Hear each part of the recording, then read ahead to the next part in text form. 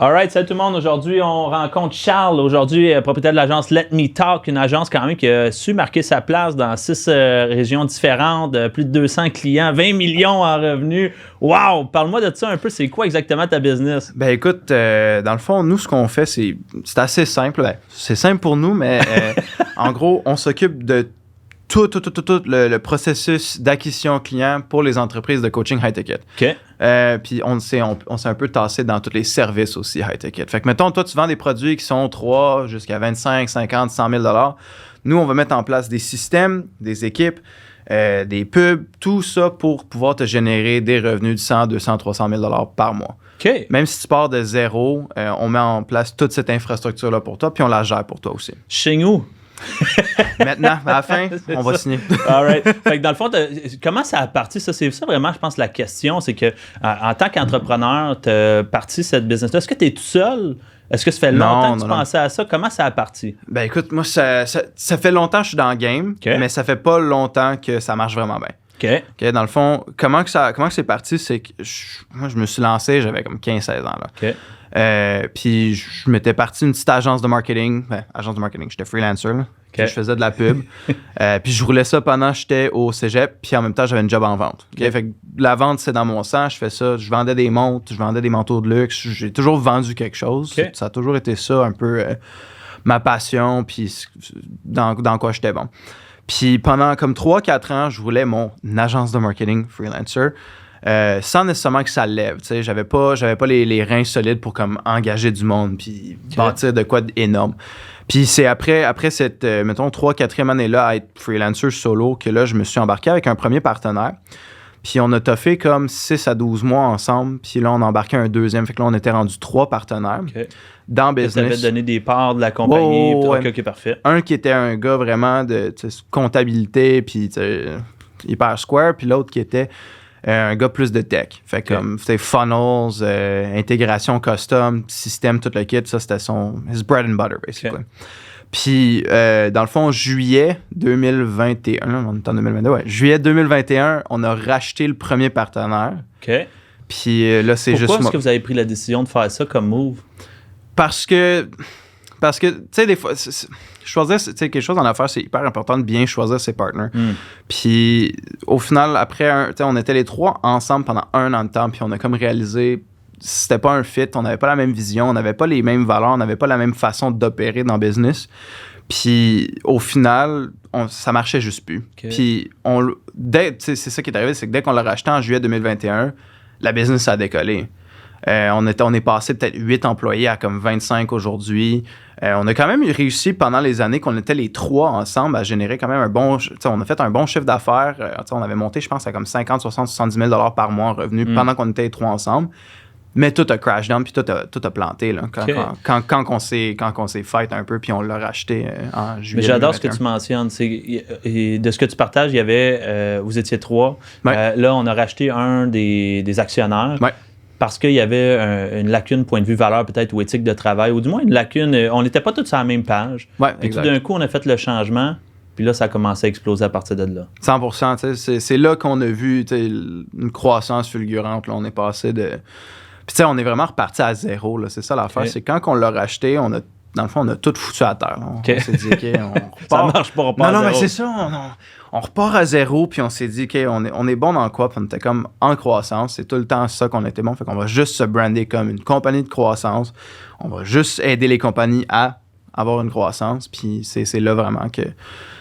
on a engagé plus de monde, puis on s'est vraiment bien structuré cette fois-là. Puis au bout d'1 an,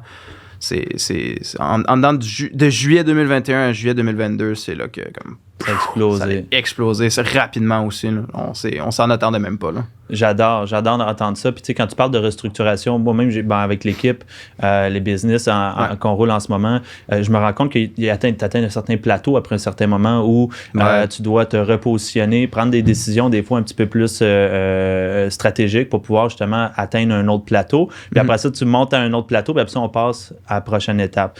Je veux juste revenir un peu sur ton parcours. Tu disais parcours de vente, parcours de marketing. On a mixé les deux ensemble. Si aujourd'hui, tu avais à dire lequel te passionne le plus, c'est plus la vente ou le marketing? Hey, c'est une bonne question. Je te dirais que c'est aucun des deux. Dans le sens que comme, OK, j'adore la vente, j'adore enseigner la vente, j'adore continuer à développer mes connaissances en vente, mais sans le marketing, j'aurais pas été aussi bon en vente parce que c'est à la base, c'est qu'il a fallu que j'apprenne le marketing. J'ai appris le marketing qui est un skill que ensuite je revendais à du monde, genre gestion de pub ou peu importe. J'ai appris le marketing. Fait que sans avoir appris le marketing, j'aurais jamais été capable de développer mes aptitudes en vente, surtout en B2B, high ticket, parce que j'aurais jamais vendu ça. Je te dirais ce que j'aime, ce qui me passionne le plus, c'est juste business. I like business. C'est pas plus, mettons, c'est pas plus la vente, c'est pas plus le marketing, c'est pas plus, mettons, des funnels, c'est pas plus. C'est vraiment juste, j'aime monter des business, puis les faire grossir le plus rapidement possible, puis d'avoir une team avec moi. OK. Moi, c'est vraiment ça qui me passionne le plus. Puis tu dirais-tu qu'un va pas sans l'autre? Tu peux pas faire du marketing si tu fais pas de vente, ou tu peux pas faire de la vente si jamais tu fais pas de marketing? Moi, je pense que ça va comme suit. T'as besoin, dans le fond, t'as besoin de faire de la vente si t'es pas capable de marketer, puis si t'es pas capable de... Attends, c'était quoi déjà la phrase? T'as besoin d'être hyper bon en vente si t'es pas capable de marketer, puis t'as besoin d'être bon pour marketer si t'as pas un bon produit. OK. Dans le sens que, comme... Si t'as un bon produit, tout le reste se suit hyper rapidement. Ouais. Okay? Fait que tout se vend ensemble. Everything merges together. Si t'as un killer product that really helps people, puis ça marche vraiment bien, puis que t'es capable de le market, après ça, t'as même pas besoin d'être bon en vente. Ça se vend tout seul. OK. Mais il y a un petit plus value si c'était vraiment... C'est clair, parce que tu vois, moi, ma vision des choses était plutôt la même, mais plutôt que les deux ne vont pas un sans l'autre. Ben, À savoir que c'est beau avoir le meilleur produit, mais si jamais je ne le promote pas, je ne le sors pas, à un certain moment, il n'y aura pas de ventes qui vont avoir lieu parce que le monde ne le savent pas que le produit existe. Tout comme l'inverse, j'ai beau faire la plus belle promotion du produit, mais si jamais j'ai personne en arrière qui retourne les appels pour faire la vente puis faire valoir les plus-values, c'est un peu comme ça que j'ai monté ma business aussi, à savoir, oui, j'étais excellent au téléphone ou en vente en train de faire la promotion. Right. De mon propre service, mais à partir d'un certain moment, ça l'arrête à partir du moment où j'arrête de faire des appels. T'sais, à partir, il fallait commencer à promote, puis là, commencer à sortir sur les réseaux. Ouais. Comment est-ce que toi, t'es allé chercher tes premiers clients? Est-ce que c'était aussi au téléphone? Comment t'es allé chercher tes premiers clients? Je te dirais que moi, OK, premier business, ça a été la seule chose que je connaissais, c'était du réseautage. OK. Moi, je suis parti old school, typical, j'allais à des réseautages, je parlais à du monde. Puis après ça, ça a switché plus à du bouche à oreille, je te dirais. C'était comme, lui, ça coche là-dedans, OK, cool, on va aller travailler avec lui. Puis plus que la business avançait, plus que ça devenait plus complexe. Dans le sens que là, c'est comme... C'est pas moi qui va chercher les clients. J'ai monté des équipes de vente dans ma business. On a des tunnels d'acquisition, on roule beaucoup de pubs. Fait qu'au final, on est rendu avec plusieurs gammes de produits aussi. C'est pas juste genre un produit ou service, c'est que j'ai plusieurs différents produits. Il y en a qui ça se vend très, très, très, très duplicable. Fait que juste du bouche à oreille, ça ferait pas lever. Versus, mettons, des services vraiment plus high-end, exclusifs. Ça, je préfère le bouche à oreille parce que c'est du monde que je sais de confiance qui vont m'être référé versus juste un étranger, on pourrait dire. Fait que j'ai commencé avec du réseautage quand j'avais comme 16-17 ans, puis ça a bougé jusqu'à, mettons, équipe de 6 vendeurs avec, français, anglais, tunnel de pub. Formé. Oui, 100%. Je forme tous mes vendeurs, je leur montre toutes mes tactiques. Autant pour du outbound sales que du inbound. Là. On fait les deux. Parfait. Puis initialement, est-ce que tu t'attendais que Let Me Talk grandisse où tu en es aujourd'hui, ou ça a comme été une surprise? Ça a été une surprise. Je veux dire, je regarde, I look back à mon petit bureau de 400 pieds carrés à Boisbriand où j'étais tout seul dedans avec un whiteboard puis une table à café. Puis je me rappelle, je me disais, ça serait cool qu'on soit genre 5, tu sais. Puis je voyais, mettons, une couple de mes amis qui avaient... 400 pieds. genre 400 pieds carrés, là. J'étais petit, là. C'était minuscule. Ouais. Puis je me souviens, j'allais chez les agences de mes compétiteurs ou de mes amis, tu sais, puis je regardais, j'étais comme, mon Dieu, ils ont 10 employés, ils sont gros, ça roule. Bureau. Ouais, ils ont un gros bureau avec des murs en vitre, je capotais, tu sais. Puis j'étais comme, je rêve d'être là un jour. Puis, mettons, 5-6 ans plus tard, on est exactement ça. Sauf que je me réveille le matin, puis je marche, puis je suis dans mon bureau. Donc, tout le monde travaille à distance. J'ai déjà eu un bureau, mais c'est vraiment hot de travailler de la maison. Fait que... ça doit être aussi gratifiant. Puis tu sais, quand tu as commencé à avoir tes employés, ça a été quoi les défis que tu as fait face? Parce que là, tu passes d'un one-man show à là, je dois diriger des gens, les garder accountable sur les résultats, qu'est-ce qu'ils vont apporter comme dans la business. Ça a été quoi les grands défis que tu as vécu quand tu as engagé tes premières personnes? C'est une bonne question. Je te dirais que quand tu en as comme 2, 3, 4, 5, c'est pas super. Dans le sens que comme tu bâtis des liens de confiance, ça devient un peu tes amis quasiment. Là. Puis tout le monde a comme des rôles très généraux, right? Parce que vous n'êtes pas beaucoup. Fait que t'en as un qui va faire, mettons, de la pub, mais il va aussi faire le copy puis le graphic design. Il va s'occuper d'un peu de tout. T'en as un autre qui va s'occuper de comme 4-5 tâches aussi. Mettons, quelqu'un en administratif va faire la tenue de livre en même temps, de répondre à ci. C'est ça, les réseaux sociaux. Non, c'est ça. Fait que tu sais, c'est très général au début. Fait que il y avait pas. Le défi, c'était plus de trouver le bon monde pour partir, right? Okay. Le plus gros défi, c'était d'engager le bon monde, les joueurs clés dans le business. Puis, mettons, tu regardes 1 an ou 2 ans plus tard sur le monde que tu as engagé au début, tu te dis, ouais. Les standards sont pas les mêmes. Ouais, clairement. Fait que c'est d'établir les bons standards, je te dirais, au début. Mais plus que tu avances après ça, c'est d'engager le monde avec... Moi, ce que j'aime faire, c'est d'engager du monde avec des vraiment specific skills qui peuvent venir faire shine l'équipe d'une autre façon, puis ça se merge bien avec tout le reste des joueurs qu'on a. Okay. Puis de trouver la capacité de leadership dans chacun des staff members parce qu'ultimement, tu veux te remplacer, tu veux t'enlever complètement. T'sais. Fait que maintenant, mettons, j'ai un directeur des opérations, j'ai 2 filles qui sont directrices marketing, j'ai un directeur TI, directeur des ventes. Comme j'ai plusieurs directeurs qui ont chacun un leadership role dans le business. Fait que je te dirais, plus que le temps avance, plus que tu grossis, une des choses les plus tough, c'est trouver c'est qui tes A-players, c'est qui tes leaders. Puis ça, c'est très difficile à trouver parce que, mettons, 10% de ton staff vont être des A-players, comme tu le sais qu'ils vont shine. Puis 2, je te dirais, c'est de maintenir une culture.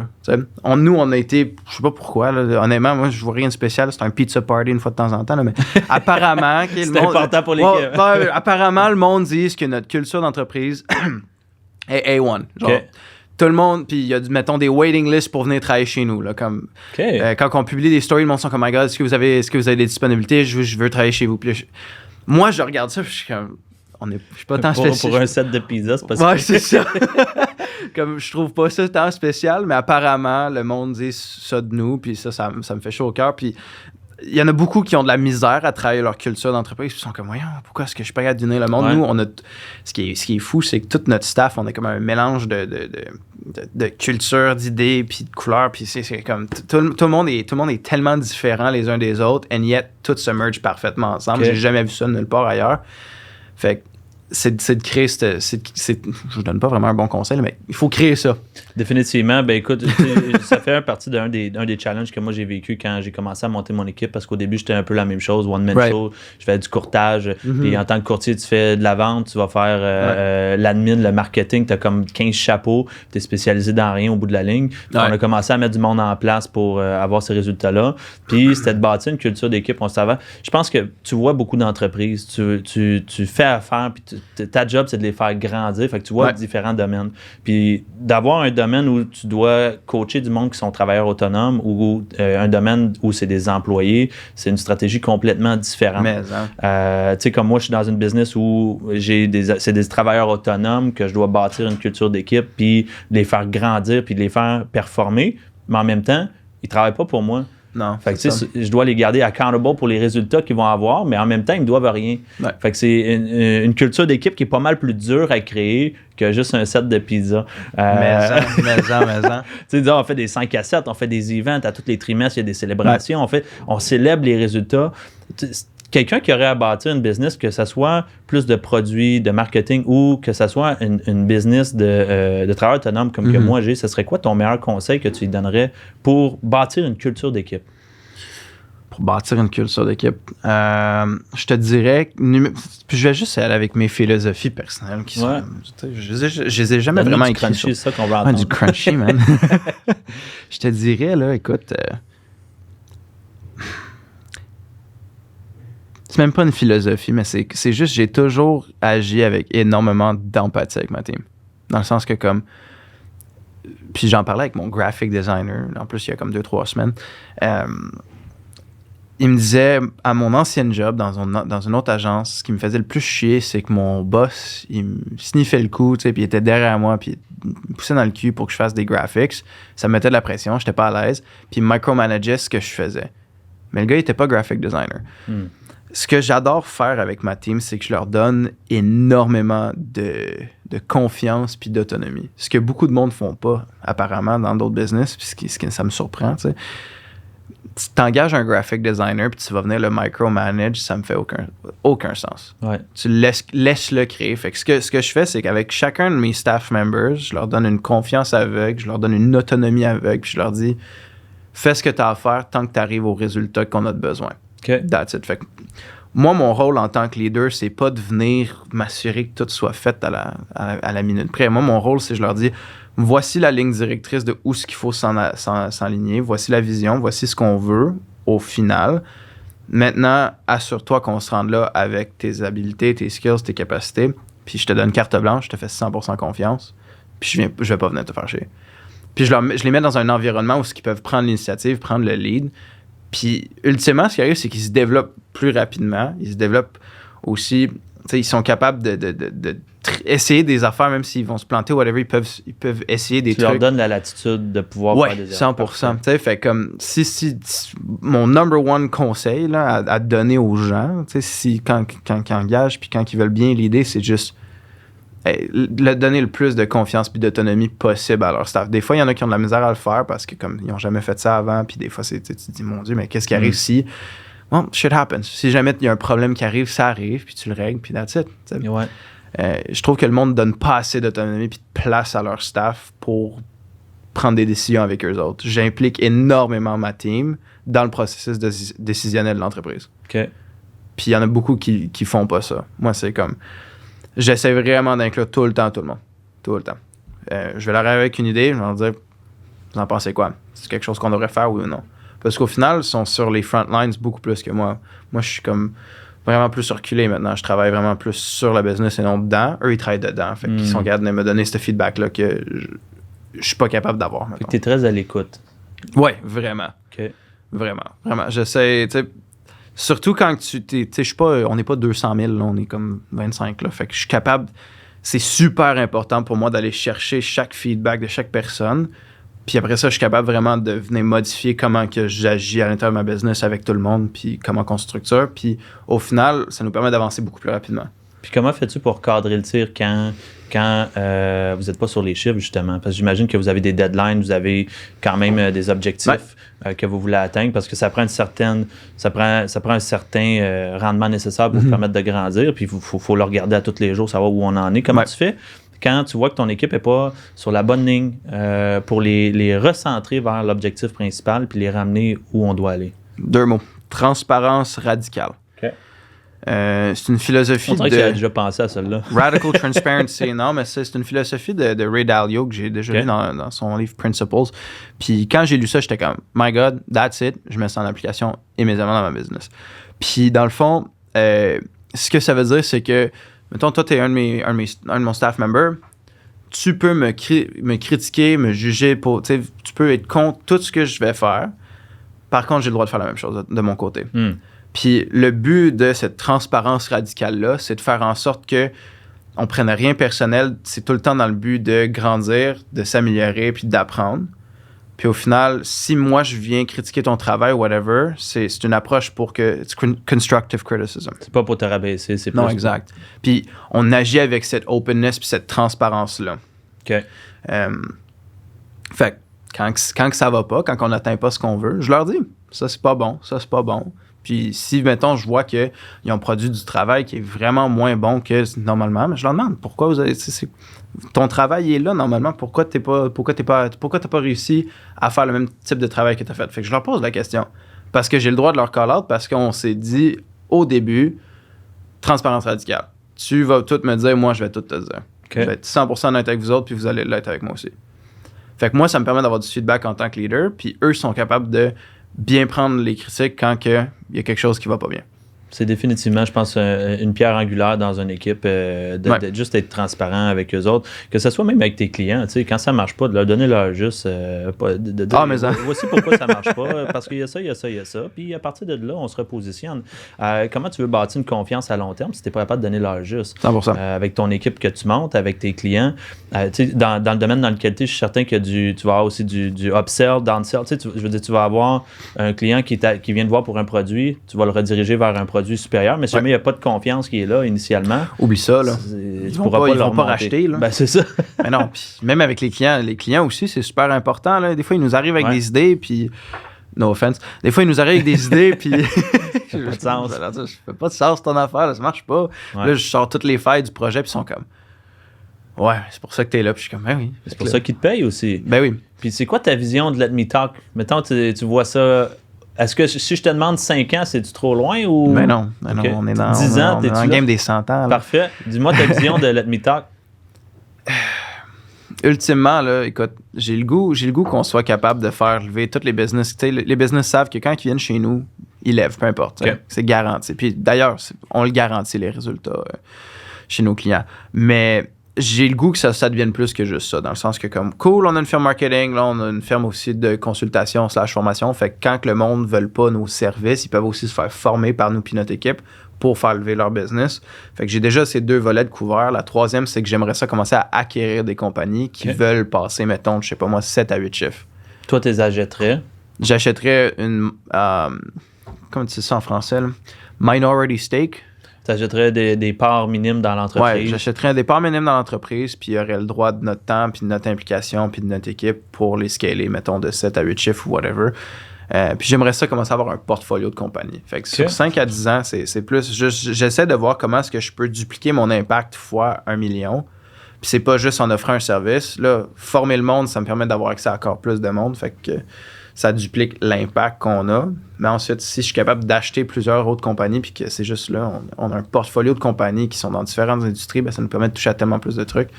Fait que je me dis, sur 5 à 10 ans, ça serait ça l'objectif. Là, c'est que ce soit comme un groupe de compagnies et non juste comme... J'adore. Ça permettrait aussi d'avoir un pied à terre dans chacune des sphères entrepreneuriales disponibles pour avoir vraiment un œil. Exemple, tu as une compagnie de textile. Ben là, j'ai une compagnie, je sais exactement qu'est-ce qui se passe là-dedans, je sais comment te positionner. Une compagnie de X, Y, c'est quand même très cool. Puis si, exemple, j'ai quelqu'un en ce moment qui nous écoute, qui nous regarde, qui demande un conseil pour se lancer en affaires, qui veut faire le grand saut, un conseil, ce serait quoi que tu lui donnerais? Je sais pas si tu me diras si c'est cheesy ou pas, là, mais juste soyez curieux. OK. Soyez curieux parce que moi, je me rappelle quand je me suis lancé, j'avais pas d'objectif précis en tête. J'avais pas, tu sais, il y en a plein qui se font genre des vision boards ou whatever. Ouais. Moi, c'était juste, je veux juste essayer des affaires. Puis si je me plante, whatever, tu sais. J'ai lâché ma job de vente, puis j'ai lâché l'école pour partir un projet que je savais pas où que ça s'en allait. Je savais pas, j'avais pas de directive claire. Puis ce qui m'a mené où ce que je suis, ça a toujours été ma curiosité, puis ma soif d'apprendre. Puis je pense que si tu veux juste avoir... Tu sais, si ton but, c'est d'avoir du fun en te lançant, t'as pas besoin de te mettre de la pression. Fais juste... Tu sais, moi, c'est juste sois curieux. Continue à faire ce que t'as à faire. Puis mettons, dans cette business-ci, ce qui est cool, c'est que je peux toucher à tellement de différents types d'entreprises. Fait qu'au final... j'apprends de chaque industrie que je joue avec, puis ça m'ouvre les yeux sur tellement d'opportunités puis de possibilités. Fait que je pense que c'est cette curiosité-là. S'ils veulent de l'advice concret, ben là, je peux rentrer dans le plus technique, là, aussi, si tu veux. Moi, c'est un deuxième. D'abord, j'ai bien aimé la curiosité. Je pense que c'est un peu aussi comme ça que j'ai monté ma business avec en juste d'accepter que je vais échouer, puis c'est bien correct. Puis garde, on l'essaye, puis on fait des tests, puis on va apprendre à partir de ce niveau-là. Fait que tu dis curiosité numéro 1. Numéro 2... Tu sais, le numéro 2, c'est pour du monde qui veulent se lancer à faible risque. Écoute, va dans une industrie qui est x5 à x10 de marge de profit sur ce que ça va te coûter. Normalement, là, écoute, si t'es nouveau en affaires et tu veux te lancer, fronte pas 250 000 pour te partir en e-commerce. Moi, ce que je te recommande, c'est porte-toi une business de service. C'est simple, c'est rapide, tu peux apprendre sur le tas. Puis, tu peux vendre le service avant même de savoir comment le livrer. C'est une des beautés de la chose du monde du service. Fait que si tu veux quelque chose, si tu veux te lancer juste pour essayer quelque chose, puis apprendre, puis bâtir une expérience dans quelque chose. Lance-toi une business de service. Je pense que c'est super simple à faire. Ça prend $0 pour te partir, puis ça va te donner un pied à terre, puis quelque chose. Ça va te bâtir une expérience. J'adore. Merci d'avoir pris le temps de nous rencontrer aujourd'hui, de nous donner tous tes conseils, puis d'avoir fait partie de ça avec nous. Je suis certain qu'il y a bien des gens qui nous écoutent en ce moment qui vont apprendre de ton expertise. Puis ce qu'on se rend compte, c'est que le parcours d'un entrepreneur, indépendamment dans quel domaine il va être, il y a toujours des points qui se ressemblent, qui reviennent, les mêmes dilemmes, les mêmes ponts qu'on a dû passer pour se permettre d'avoir les résultats qu'on a aujourd'hui. Puis c'est ça qui fait aujourd'hui la business que vous avez montée parce que vous avez été capable de passer par-dessus ces étapes-là. Fait que thank you. Merci de m'avoir reçu, man. Yes, sir.